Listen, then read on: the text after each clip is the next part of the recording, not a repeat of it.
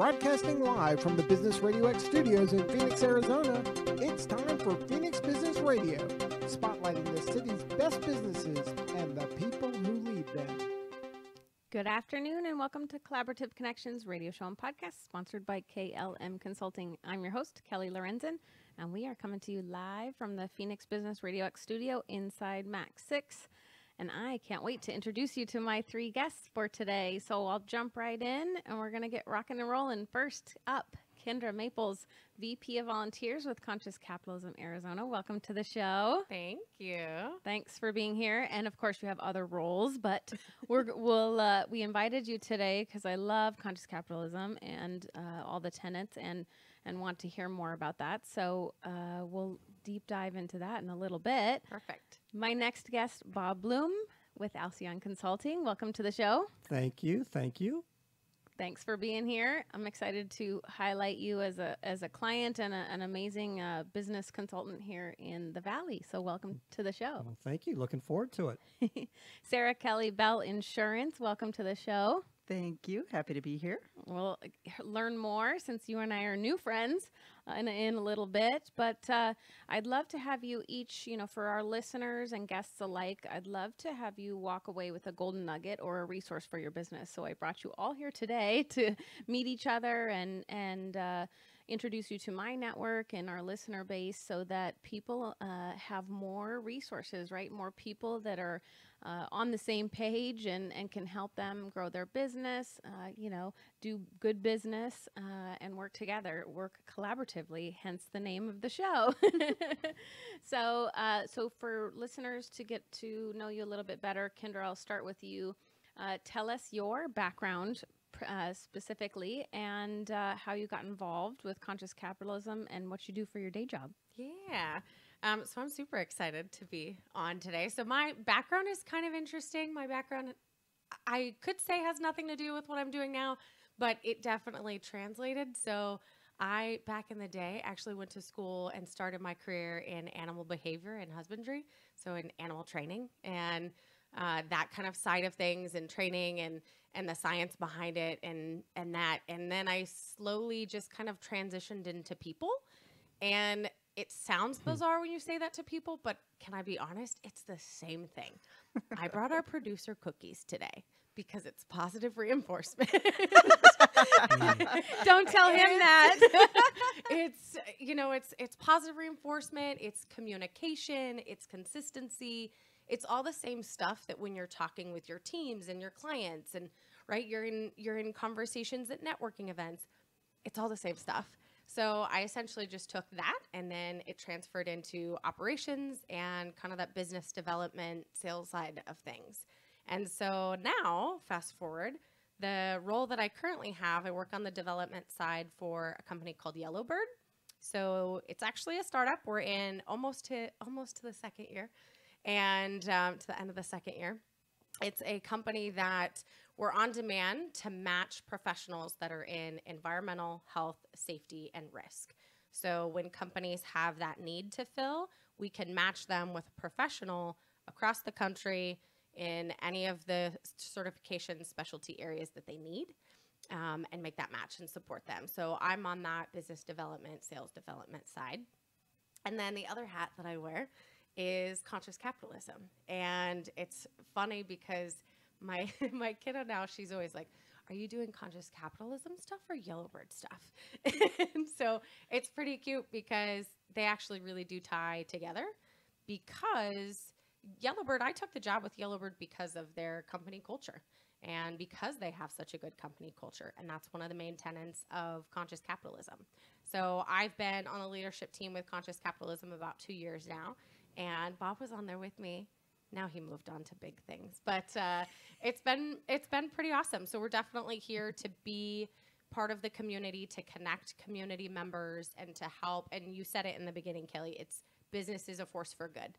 So let's bring everyone together, collaborate, connect, and focus on some of these tenets that really can push business and good business and solve some of the global world problems that we're facing. We can solve with good business. So good. Yeah. So good. We'll get more into that later. Bob, I'll have you go next. Tell us a little bit about where you came from and what you're working on now. Sure. First of all, Kendra, you're a tough act to follow. My background, I guess the easiest way to say it is I just am a small business guy. I grew up in Columbus, Ohio. I was born into a family business. It was wholesale candy and tobacco. And as a kid, I got a chance to do everything. And my biggest thrill was to get an attaboy from my grandfather. And so that's what kind of fueled me probably throughout my career towards small business, except for a short period of time I did work for a utility in Chicago, but it all kind of connected. So I grew up in Columbus, Ohio. I was in a family business and later on decided to go to the exciting world of accounting. And actually, it's more exciting and more interesting than a lot of people think. And a great teacher that I had in high school got me excited about it, but that's what I pursued. I finished up with my degree and eventually went into the family business. I went into the family business as technically the accountant, but very, very soon thereafter found myself basically taking on most every role from a management standpoint, human resources, insurance, just about everything but sales. They didn't want to put me for some reason out in sales. So I stuck to the internal business operations. And later on, we sold that business, moved on to Chicago. I ended up going to work for a utility. And the reason I did that is I switched focuses temporarily, or really it's interconnected to an area called organization development. I got a degree in human resources and got attracted to the development of organizations, the people side of the business. And I ended up doing organization development and consulting work for the utility for about 7 years and left with my wife to move to Arizona. She told me when we got married, we're moving to Arizona. So of course that's what we did. And being a good husband. And when I came back to Arizona, there really wasn't the type of job that I had in Chicago. Not that I was necessarily looking for that, but for some reason I knew I wanted to get out of the large company environment. So I went back to my accounting roots. I called myself a controller, soon got a job as a controller for a small real estate company. And again, I was doing the accounting work. I was doing some of the human resources. Oh my God, here we go again. So this was my job for several years. That job kind of ended. The owner passed away, and I found myself in another role as controller for a small software company. Again, I had an opportunity to take on a number of different roles. And then soon thereafter, leaving that company, I came to Max 6, where I was the CFO for about 4 years. Again, a small company. Are you seeing a pattern here? So again, I was a CFO. I love that part, but I did get an opportunity to get my hands into all the different roles while I was at Max 6. Time came for me to really think about the future, not necessarily retiring, but what I want to do with the rest of my working years, and had a great relationship with the owner of Max 6, and we talked about it and decided I was going to move on to consulting and start my own business, where my major client is Max 6. The name of the company is Alcyon Consulting, and I know we'll talk more about that, but it's a small business consulting focused on, guess what, small businesses, and doing business and financial operations management as well as business consulting. So exciting. You wonder why we get along so well. You said small business how many times? Yeah, Right? All right. You're up, Sara. Give us where you came from and where you're at now. All right. Well, thank you very much for having me, Bob. I really appreciate the invitation. Absolutely. So my name is Sara Kelley. I'm with Bell Insurance, and I got my start in the insurance world, believe it or not, in Chicago. I my degree was in secondary education, human development, and social resources. I was all about the people, right? Psychology, sociology, people fascinate me. So I was looking for a job in HR. This is pre-internet, right? So it was mailing out the resumes, following up with phone calls, taking forever. So a friend of mine suggested I go to a temporary staffing agency. I was like, all right, I'll give it a try, something to do. My second assignment with them was with Zurich Insurance Company. I was like, I know nothing about this world of insurance, but we'll give it a shot. It was eye-opening to me. It was nothing, insurance was nothing that ever crossed my mind outside of like health insurance growing up, right? But then you think about it, all of these companies, they have to have it to function. So it was really fascinating. And for somebody who was, younger at that time with a little bit of career ADD, right? I got to learn about all these different industries and understand, how they function and the things that are really important to them. But I could help them all through this avenue of insurance. So it was fascinating. But then probably much like your wife, Bob, there, it was in Chicago, it's sleeting rain. My sister's living out here. I came to visit, and it was a very compelling argument that she made. Bad weather versus not so bad weather, and much more favorable housing market at the time. I convinced the company I was working for to transfer me out here. So I had made the shift from Zurich Insurance Company on the carrier side to the brokerage side at that point. And shifting from representing the insurance carrier to the clients to representing the clients to the insurance marketplace, which was really the side of the equation that spoke to me the most. I really liked being the advocate for the companies that I worked with and going out and solving problems for them and bringing them solutions. It was just very, very rewarding to me. So it was with Marsh at the time. I transferred out here with them, and it was just a very different world out here as well. But they are the largest brokerage in the world right now, actually. So I learned a ton there. And as anybody in insurance will tell you, like most people fall into this industry, right? It's not necessarily intentional, but it just captured my heart a little bit with all of, learning about the different industries and everything I'd mentioned before. I tried to get out for a hot second because I was on the service side, and unlike you, Bob, I was like, sales is where I belong, right? Like this I dotting and T crossing, I can do it if I have to, but what really gets me excited is that interacting with the clients face to face. So I got out of insurance for a hot second, got some sales experience, and then promptly came right back in. And it's been an interesting evolution, like within the insurance industry, especially in the last 4 or 5 years. There's been a lot of movement, acquisitions, and things like that. So I'm now with Bell Insurance, and their culture, you mentioned culture and all that. That is 100% the reason that I went there. The people and the culture is second to none. And we serve the businesses in Arizona, which is really nice. So, it's small to mid-market companies, and I love being able to bring solutions to those businesses, especially the ones that are smaller and getting started, or, those really comfortable businesses in that $0 to $50 million in revenue. I know that seems like a large range. In the insurance world, it's not that large. But being able to work with them and bring them solutions and help them grow and protect what they've worked so hard to build, right? So that's how I ended up here. I'm sure we'll talk about more of that later. That's exciting.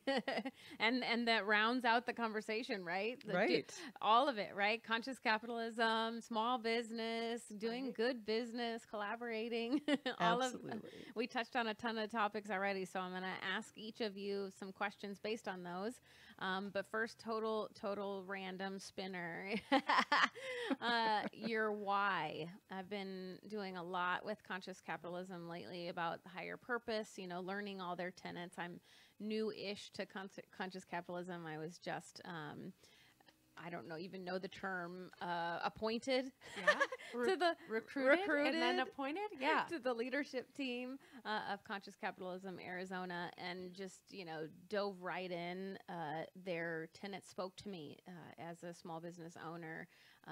Always growing up in a family business, always knowing that I wanted to make sure that small businesses thrive, grow and thrive, and which is why I love what I do now. And so it attracted me immediately.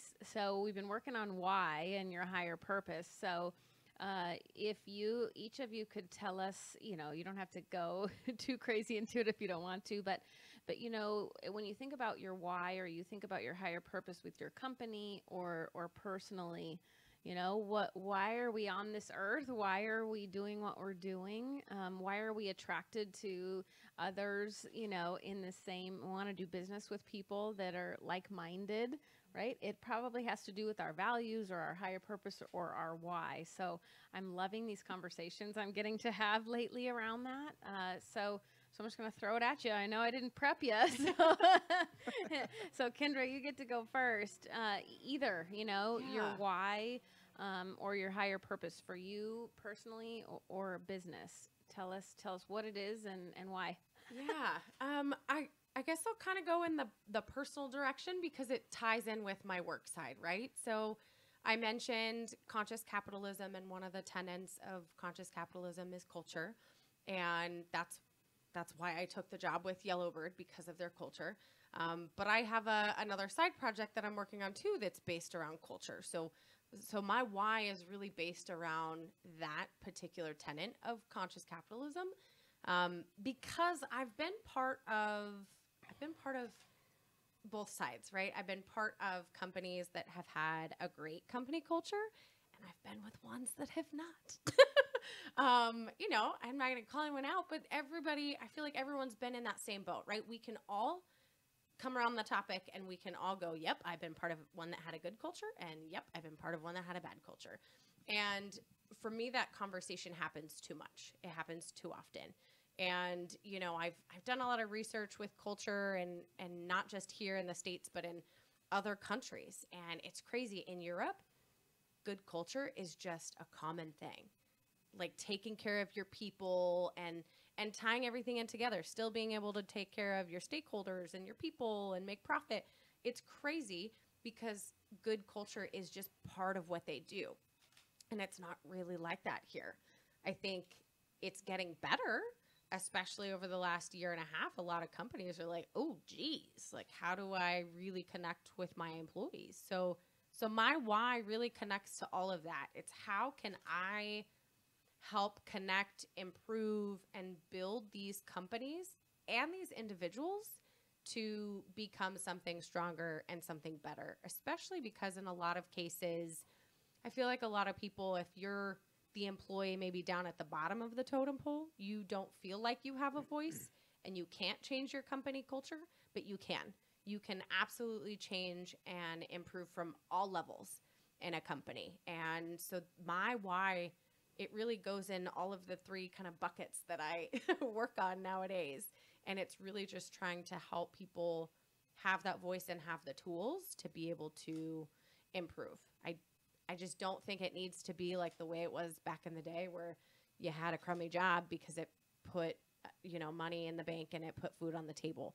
You should be enjoying what you're doing, especially if you're doing that majority of your day. You're not with your family. You're doing your job. You're working at a company that you should feel part of and you should really like and enjoy. So that's kind of my my big picture why with all of these buckets that I'm working on. So good. It's a no wonder we like each other. Right? It's funny though, you talk about, from that perspective of not being at a company, of having both sides and that. I honestly have never had that, only because I'm so glad. I know. You're I'm probably a unicorn, glad. Yes. but mostly because I've been an entrepreneur 18 years, so I get to pick where I'm going to be, nice. Right? But to be in full honesty, probably the first business I owned, I probably didn't do that. I was in my early 20s, like I didn't know what that meant, making a good culture for everybody. So I've learned along the way that to me, it was important, right? Yeah. My values were always there. I came from a family of entrepreneurs, also family business, so the value, so the why, right, is the keep building those small businesses. Come on, keep building. But I never thought of it like from the team perspective. until second or third business, and I was like, oh, I guess we better, talk about internally, right? Yep. I mean, it's interesting to hear, different people's perspectives, but you can, like you said, you could be anybody and change a culture, So I think that's really important. And you're highlighting it and making it a point to talk about it so that people feel accountable. In business, whether you own the business or whether you're an employee, you feel kind of like if you're kind of part of Conscious Capitalism Arizona, you're part of your Culture Crush podcast, or you're part of your community, it's kind of like, oops, she's going to talk about culture. I better be on my toes, right? Yep. So, but it's like, okay, what can we all do together to like bring those conversations to the table so that it's necessary, so that eventually we'll end up maybe like maybe not, I'm not going to hold my breath, Right. but where we go, oh yeah, it's just common that everybody has a good culture in their workplace. And it's in all those conversations, like you said, like I'm glad that you haven't been part of a company that had a crummy culture, but you probably worked with clients that you could tell that they didn't have a great culture. And then it makes it hard for you as, somebody that they're going to for help with a specialty, or like right now with marketing, right? You're helping these companies with their marketing, but if the company as a whole is not strong, well, there's only so much that you, as their marketing person, can help put a Band-Aid over, right? Exactly. And then I back away slowly. Yeah. I mean, luckily as a business owner, you can go, yeah, that was fun, but I don't really agree with what's happening. And so I'm going to just back away, right? Yeah. Or I purposely go after people that I want to work with because of their company culture, because of their why, because of the values that they stand for, But you're right. It's not it may not be a commonplace, and now hopefully we can make it more, forefront for sure. Yeah. Bob, on to you. You're in the hot seat now. It's interesting. You mentioned culture and what that brings into the conversation. And I was thinking about that as I was thinking about what am I going to say? I had written down so many things, but really, I loved what you said. And Kelly, you mentioned, there's certain companies that you might back away from because there's some red flags here. Things are not in place. How am I going to be able to make a difference? My passion is really born out of two things. Small business. Did I mention small business? No, And I don't think you did, Bob. also, peace and calm. Peace and calm. And so what do those two have to do with one another? And or those three, peace, calm, business. But it's interesting. I grew up in the family business, but I was always the family peacemaker, always. And this is the case even in business. I would immediately sense where there was some of those issues going on that you might see when you're going into a business that isn't working out, and immediately it's uncomfortable. There's noise here. What can I do to make a difference? And a lot of times it came down to different perspectives. Maybe one person had this set of beliefs, this other person had this set of beliefs, but they overall were in agreement, but they needed to come to the table together. Culture kind of works as it's a common set of beliefs within an organization and people kind of falling underneath, but you need to have some way to have trust and connection to bring that together. So what my passion is not necessarily be looking for companies that are ones that you want to keep away from. I mean, certain types of companies would be more apt to work with me and me to work with them. They'd have certain specific concrete needs like finance, human resources, business operations. But ultimately, when I'm in an organization, is there peace here? Is there tranquility? And a lot of times that comes through the systems, people, process, systems, the culture. And I can build a trust with the owner, the ownership team, the management team, and maybe provide them with feedback that they may not hear because of the culture, because folks are maybe not willing or interested in or scared to say something for fear of retribution.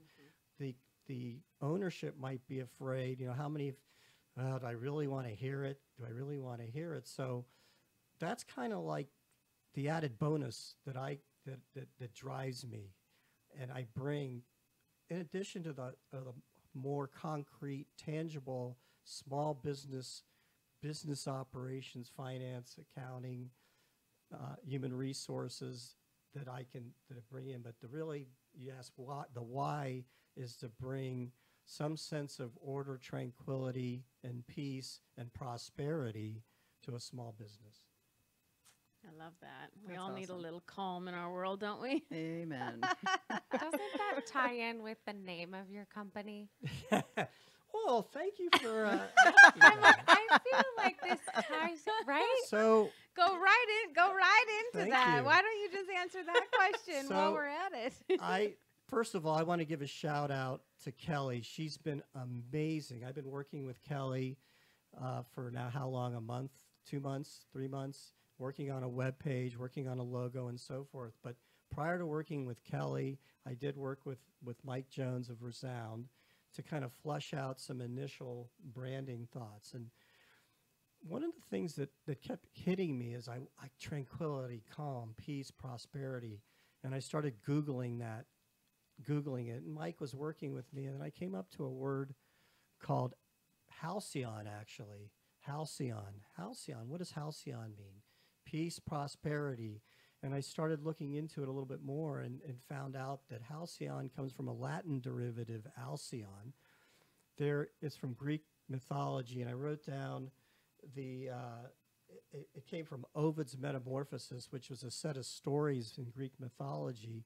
And not to go into long detail, it centered around two people that were in true love who went off to sea, and the woman didn't want the man to go, was fearful, but he came back basically lifeless and limp, and the father of the woman turned them into kingfishers, and they flew off, and they created this halcyon days by tranquiling the oceans, because he died over the rough oceans, created tranquility to what's now called Halcyon Days, which stands for a time of peace and prosperity. And I thought, oh my God, this is it. So that's where it came from. So there That's you go. awesome. That's the Love it. name was born, and then we did the logo and the business cards and the website, and he is ready to rock and roll. I know. Well, you talked about culture, and you talked about the why and doing business. It's one of my favorite things about working with clients is they come from a maybe not so good, corporate world, and they get out on their own, or they, come from another business, and they're like, I think I want to try this passion, or I have this, purpose that I want to do. It's my favorite thing to, to see that develop and go, this is why you're doing what you're doing, right? This is your higher purpose. And what a cool thing it is to see that evolution of getting to do that together. So I've had a lot of fun seeing that come to fruition. It's been tremendous. I started thinking, well, I could do this web page. How hard can that be? I'll it's just hard. go get a GoDaddy that. account and just follow this, and nothing was happening. And what started off as an exercise to create a web page was a full process to really take it much farther beyond a web page into a discovery process. And Kelly really helped facilitate that and really help evolve things to where, wow, this is what I want to do. An actual business. An actual business. My So favorite, exciting. right? Growing and thriving new small businesses. Gotta love it. All right, Sarah, you're up. Tell All us your right. why, your higher purpose, one or the other, both. I absolutely love helping my clients solve problems, right? Well, I won't say nobody, but most people, when you say the word insurance, they, kindly look away and get away from you as fast as possible, right? In their minds, we're all used car salespersons. We're all, we're we're just another expense, and it's something that they all are really frustrated to have to deal with in the first place, right? And I love changing that experience for them and solving those problems and helping them understand that they really have more control and, to see the benefit of it. And I will tell you, talking about culture, I have never worked for an organization like Bell in my life. They get culture to a T. Yes, you would So love them. exciting. I know. She's like, I'm like, okay, when are we going to be on my show? Yes, I'm telling you, you need to reach out to Kyle Kennedy, president of Bell Bank here in Arizona. He understands it, he gets it, and they rabidly, aggressively protect our culture. And above any skill set, you might be the greatest, insurance professional, banking professional, wealth professional on the planet. If you are not a cultural fit, it's not happening. And every day, it's funny, we are growing like crazy. So new hires will come in, and the thing everybody tells them is, it really and truly is this as good as you think it is. And it's not like the honeymoon phase. Like, 6 months from now, you're gonna be like, oh my gosh, they weren't kidding. Like, this is really as awesome a place to work as they told me it was going to be. But for me, I've worked for some of the largest organizations in the world, right? And, they have inarguably strong cultures as well. And I think as you get that big, it's a little bit more difficult to hold on to that, I think. And as I've gotten older, and like you said, start to become more aware of what really matters to you and what's important to you, working for an organization that shared those same core beliefs was really important to me. And probably the biggest thing that drew me to Bell Bank was they have this pay it forward, right? Every employee is allocated a certain amount of money every single year that they can donate to whatever cause is important to them. It can be a nonprofit, it can be a neighbor in need. It can't be your immediate family, right? It's not like, here's some money for you to just line your pockets with, but I have coworkers who had neighbors with special needs children that couldn't afford to put in a wheelchair ramp. Here's a bunch of money for that, right? Other colleagues that have nonprofits or passions that are really important to them that we can also contribute to. So it's just to work for a company that believes so strongly in that they earmark millions of dollars to give to their employees to go out into their communities and do good is unreal. And their other tagline is happy employees, happy customers. And it is 100% true. They take great care of their employees, and it translates into this culture that, and I think even Bob will admit it, you can feel it when you walk in. What that means for us internally as employees, everybody goes above and beyond to help each other. And then that extends to our customers and clients. Like, I really can think of almost nothing we wouldn't do to help our clients and customers. We're not just employees. We're not, driven by hitting numbers, selling widgets, or doing anything like that. We're truly invested. Every single employee there is invested in helping our clients and serving them and getting them what they need. So nice to hear that a bigger business, right, gets that and can have that, and you can be aligned so perfectly, right? Oh, it's really and truly, it's magical. Like, it is unlike anything I've ever experienced. I wake up excited to go to work. I can't wait to see my coworkers, right? I can't wait to get, to go interact with our clients. And that's the other thing too, Bob, you were mentioning too. It's not like you're looking for clients that you don't want to work with, but I think the clients that are drawn to that make work so pleasant, right? Especially, in the insurance world, depending on the size of the company. There are clients I talk to every single day, right? Which most people like to set it and forget it with their insurance, but there's things that happen in businesses every day. You have to have those conversations. And if that's where you're spending the bulk of your time, right? And you're interacting with these people on a daily basis, like, you want that to be positive and something that fills your soul instead of just sucks the life out of you, right? And I can truly, honestly say for the first time that is exactly the culture that they have at Bell. And it's just, I got to say it again, it's magical. So cool. I love that. I know. I'm like, oh, I love it. And I love when I hear companies that have cool, unique ways of taking care of the community and supporting the community. It ties back in with conscious capitalism, with, you can do good with your business. And so they're doing that, right? Millions of dollars just to help. I got goosebumps when you were talking about. Me too. Oh, that's the tip of the iceberg. Wheelchair ramp for the neighbor. I'm like, oh, geez. Like, right? That's how we do this. Exactly. Another colleague had, because you can create a pool, right? So you can donate some of what's allotted to each employee, so we can all chip in and give a certain amount, right? Another colleague of mine helped coordinate the employees, and we were able to buy a van for a nonprofit that helps women and children escape abusive situations, right? Like, oh my god. I mean, all of the stories, seriously, like they make you cry and they give me goosebumps every time. Like just to be able, like you said, to be able to be a part of that, in addition to what your regular job is Right. awesome. Oh my gosh. I'd like to kind of throw in a couple comments towards Sara that, you know, there's a reason why you're here today.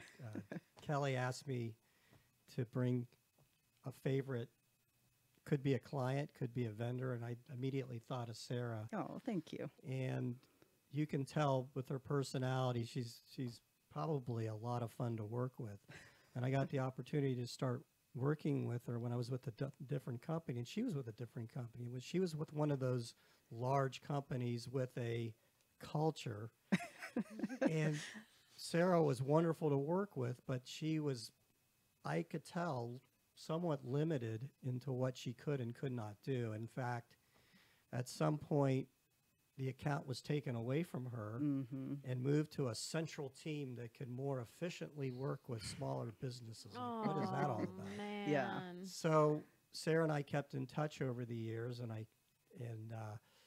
my capacity at Max 6 and then Alcyon Consulting, Max 6 really needed to take a look at their insurance. I needed a new broker. I was very frustrated with the broker that was currently working with Max 6, and I had started talking to Sara right around the time she started with the company. And I'll tell you, it was the same Sara, but on steroids. So excited. Culture steroid. And Right. as In a we good went way. through the process, it wasn't necessarily, I mean, the personality was great, but what she could do for us and the resources she had and the way that decisions could be made was just tremendous. And I did get the opportunity to go to her office. And one of the things that I noticed was on a big table, they had a puzzle, a jigsaw puzzle. I guess people can take time off. And I thought, where have I seen something like that? And if any of you that are in the listening audience have been to Max 6, there is a table with a big puzzle. And I think it says a lot about the culture because people stop what they're doing. It's not just about nose of the grindstone. Hey, I'm going to play around with the jigsaw puzzle.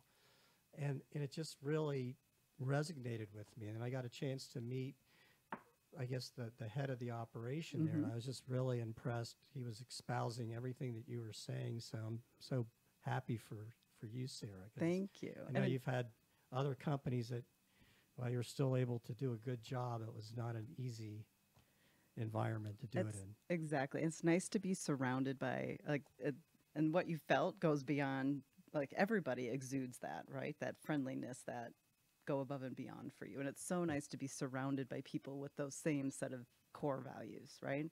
It makes such a difference. And especially when you're working for somebody, right? Like on my side, like I just make that happen, Right, right? I'm right. like, I'm going to be part of Max 6. I'm going to be a part of Local First. I'm going to be a part of Tempe Chamber, Conscious Capitalism now, because I can choose that, right? But to be able to work for a company that does that, like, oh my gosh, I always say I want to be a philanthropist when I grow up. So to hear that you like get to give away free money, I'm like, oh, can I have some of that to give away? Yeah, that's really nice to hear, right? Kendra, I know you've heard both sides, on your podcast is like, there's some that are just not good. But to hear a local company, right? A bigger company. I mean, how big are you guys? We are, well, I guess from a banking perspective, because we are bank owned, I think we are hovering right around 10 billion in assets now. And I think that's the measurement for banks. So a large, small bank. We're still privately owned. I want to say we just got 5th place of best places to work this year. I think that just happened this week, right? It was the Exciting. first year we applied and we got 5th place, which was great. And I think last year they got number 2 in the world for best places to work. There's some other, Wow. yeah, I just heard that. Way So cool. the culture is very strong, headquartered in North Dakota.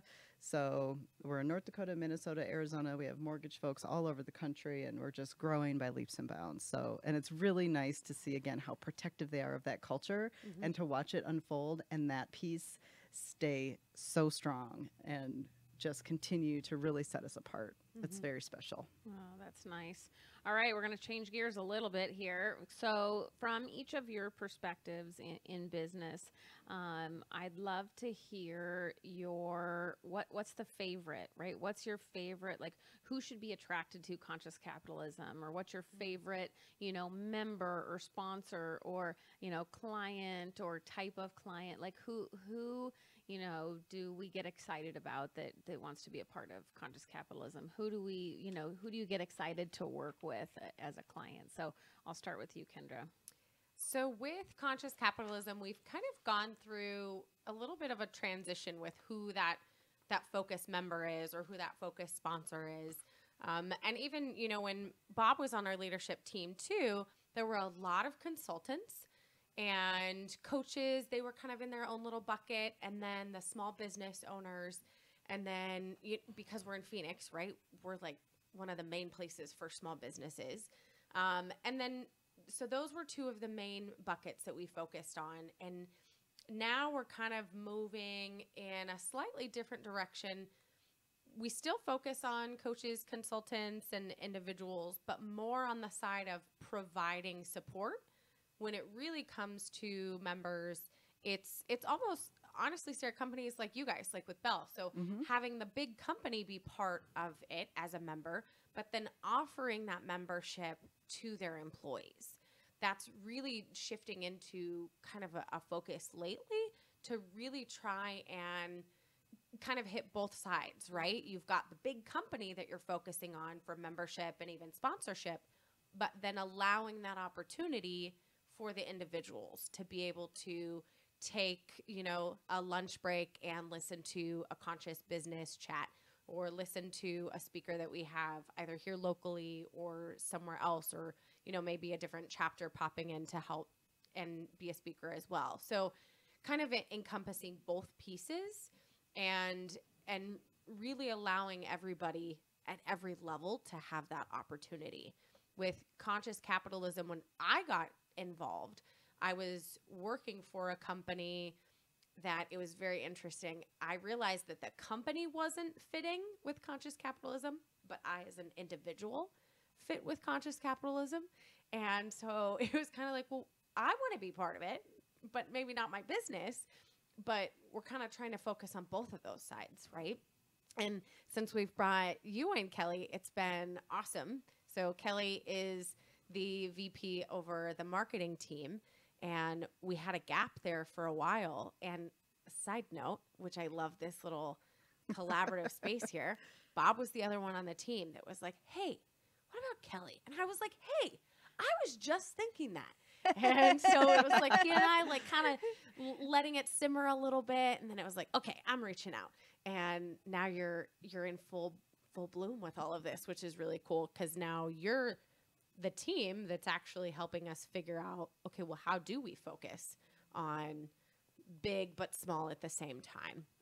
Meeting people where they're at. Yeah. Right? So whether it's a larger organization that wants to be a sponsor of Conscious Capitalism Arizona because they believe in higher purpose, right? And the why, and, and having the stakeholders, but making money, because making That's money is good, and we can use that money to pay it forward, Exactly, right? exactly. So bigger businesses, small businesses, individuals, or even students, right? Even anybody who wants to take the classes, take the courses, be a part of this movement, that we can have business as a force for good. Why not? Right? Absolutely. And that's the way it should be. I mean, that's how my brain thinks, but but I have come to the realization, not ever, being in corporate America, but from clients' stories, that like, oh, not everybody thinks like that. Wait a second. That's weird. Isn't it crazy? Because in the world and the roles that I play, it's funny because I just think those things go together. People and profit. You can do both. You can take care of your people and you can make money. And it's crazy because there's some people that are like, well, it's like, oh no, it is a thing. I promise you can do it. Absolutely. That's great. Okay, Bob, you're up. So who is your favorite type of client to work with? Or who do you think is somebody that's, a type of company that's attracted to your business? Sure. That's a great question. When you're first starting out and thinking about what you're going to do, well, I can just do this for anybody, can't I? No. Kelly says, you have to have a focus. Of course. So given my background in, did I mention small business? and actually small business that's been, for the most part, established. I do have a demographic. Small business, $500,000 to $5 million in revenue. That's a range. Closely held, small, 20 or fewer employees. Without, I wrote down solid inside guy. Could be a solid inside gal as well. I mean, the thing to think about is if it's much bigger than that, they're probably going to have leadership that are holding positions such as CFO, controller, HR manager. If they're positions that are way smaller than that, they're just they're too small to really get their hands around specific areas. They may not have a budget to bring somebody in to handle, and they've got to handle it themselves. So it's an organization that has those different components of internal business operations, but people managing them mostly on an administrative level. So for instance, if something comes up that has to be handled at a higher level, say an insurance issue, a big insurance issue, and I've got George who handles day to day, but he's really not able to deal with the insurance broker. So guess who has to do that? So it's really for the business owner who finds themselves handling on a pretty regular basis internal business issues and operations that is taking them away from doing what's really most important for them, which is growing their business. Absolutely. Putting out the fires, putting right? out It's putting like, out the fires. Constant fires. They don't have time for that. Yeah. Quick example: when I went into the family business as a full-time person, there were notices piling up from the IRS stating that payroll taxes have not been paid for a year, and they were basically warning that if this is not taken care of within the next month, repercussions. And I asked my dad about this. Oh yeah, we've been getting those letters. I don't know what to do with it. They'll go away if we just leave maybe it somebody in a ought to take pile. care of that. And so I did take care of it, and I started developing a relationship with the IRS. I actually got on a first name basis with somebody. I worked through the details of the issue, found out the source of the problem, and resolved it. And as a result, Betty, who was the office manager, wasn't taken away. I threatened that would happen from the IRS, and it didn't happen. So that's just an example. Those are things that there's nobody in the company that really takes care of it. Wouldn't it be nice to have somebody that really wants to handle those issues and can handle them expeditiously? That's so Very great. nice. That's why we're good referral partners, because I say I do everything except for the numbers. Do not ask me to do anything with numbers or IRS or audits or any of that. When we had the family business medical practice, there was always stuff, right? Constant. We had 18 to 20 employees typically. And there would be something always, right? An audit or, something from the insurance or the IRS. And like, who, we'd all, like the same with you said about Right. insurance, when you say you're an insurance, same thing when like something would come like that, we all turn our heads like, Right, don't put that on my plate. That's I someone don't have- else's responsibility. I don't have time for that. And we would have loved to have somebody like Bob, if I would have known you back then, right? And said, hey, let's just bring him in on a project basis. Like, please come and do this so that we don't have to worry about it. But it's going to get done because you're so detail oriented with all your notes. It's going to get done. I mean, it's nice to have that, right? It's nice to have that when you need it. It's the same thing with me. I say, I just meet people where they're at. Same, is like whenever you need me, and then you call me in 6 months from now when you need me again. It's just nice to fill those holes or fill the gaps or take something off your plate just for a slight breath, so you can take a deep breath, and then you can go back to your day job or go back to growing and building your business. It's really, really nice. Good. Okay, Sarah, you're up. All right. For me, it's so nice to be with an organization where I don't have any thresholds I have to adhere to. So at other organizations I've been with, we could only work on businesses of a certain size. And Arizona, I think, is unique. And we have so many small businesses, right? And this is such a great place for that. So to be able to serve those companies is really special to me. And when I say small to mid-sized businesses, 0 to 250 million, right? Which I know, again, seems like a really broad swath. But as you mentioned, Bob, when they start to get larger, they have deeper needs. They have more people on staff to take care of a lot of things. So our wheelhouse is, again, that person you're going to have that closer relationship with. You really develop that teamwork, and I can take care of those problems that they don't want to have to deal with. So especially in the last year and a half, some businesses have really exploded during this time, and others have severely contracted. And, I'm hearing story after story of, things not being communicated to business owners. So for me, it's somebody that's either seen their business blow up in the last year and a half in a good way, or has experienced a lot of contraction and are just frustrated that they're not being communicated with. Like, let me help you with that, and I can take a look at your program and I can say, okay, here's what we would recommend, and let me alleviate some of your anxiety in this particular area, and maybe reassure them that, hey, you can make some changes here, make some changes there. Again, drive more of that revenue to your bottom line so you can do what you need to do, which is grow your business, right? Have Bob do your numbers, and we'll make sure that everything you're working so hard to grow is protected. And especially with the big push to remote working and everybody being online and remote, we've seen a huge spike in cyber activity, and particularly for small businesses without an on-staff IT person or the ability to have the safeguards and securities in place that larger companies do.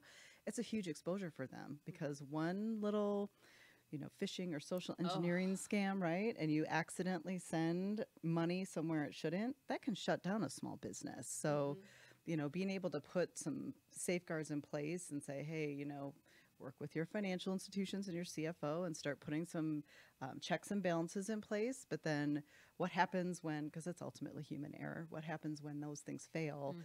It's better to have access to someone else's money to help pay for that and keep you in business than to just kind of cross your fingers and hope it works out okay, right? So it's being able to solve those kinds of problems for small businesses that really gets me excited. So those cool. are the people I love. So cool. Well, can you believe it? We've been talking for almost an hour. It goes by so fast, so fast. All right. So last couple things. An aha moment. I want to ask each of you either an aha moment in your business, or a tool or a new resource, something that listeners, typically small business owners or, business leaders could use. Maybe it's a book you just read. Maybe it's a tool that you don't think that many people know about. Obviously, tap into Conscious Capitalism Arizona. Yes. Use Alcyon Consulting for your business operations, right? I mean, obviously, we are here as a resource to businesses. But last minute thoughts on, something that you're like, oh my gosh, I just realized, ... and you think other people should know about. Anybody can go first, because I know everybody has kind of looks on their face like, I don't know which one to pick. I know. Right? I'll go first, only because I'm always listening to audiobooks. I'm always reading things. I'm always figuring out, how to reach people, how to connect with people.